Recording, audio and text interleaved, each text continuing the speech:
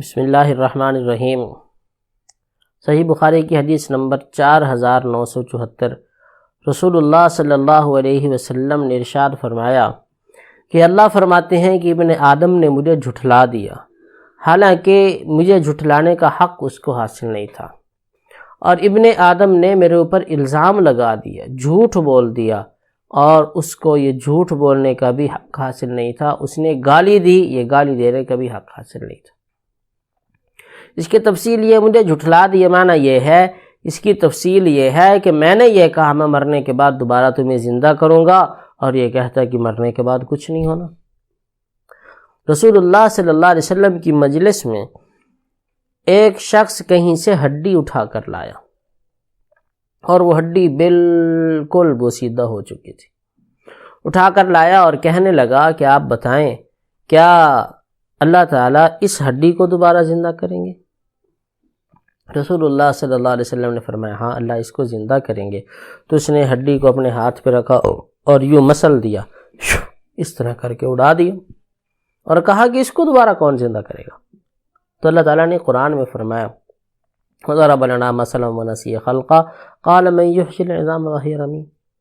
انسان اپنی خلقت کو بھول گیا اور ہمارے لیے مثالیں گھڑتا ہے عجیب غریب، اور یہ کہتا ہے کہ کون اس کو زندہ کرے گا؟ آپ اس کو کہہ دیجئے جس نے پہلی دفعہ اسے پیدا کیا وہ دوبارہ بھی اسے زندہ کرے گا۔ کوئی انجینئر ہو تو اس کے لیے پہلا مکان بنانا، کوئی سڑک بنانا اس کے لیے پہلے آسان ہوتا ہے، لیکن جب بن جائے دوسری دفعہ بنانا اس کے لیے پہلے اس کے لیے مشکل ہوتا ہے، جب بن جائے تو بنانے کے بعد دوسری دفعہ بنانا اس کے لیے بہت آسان ہوتا ہے۔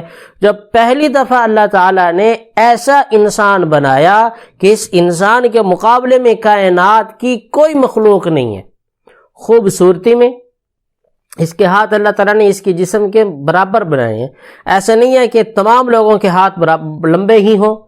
جو بندہ چھوٹا ہے، جو بچہ ہے، تو اس کے ہاتھ اسی کے ساتھ ساتھ بڑھ رہے ہیں، اس کے کان اسی کے مطابق بڑھ رہے ہیں، اس کے گال، اس کی آنکھ، اس کی ٹانگ، اس کے پاؤں اس کے مطابق بڑھ رہے ہیں۔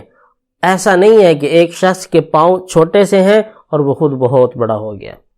ایسا نہیں ہے کہ ایک شخص کے پاؤں تو بڑھ گئے ہیں لیکن وہ باقی انسان بالکل اسی طرح نہیں۔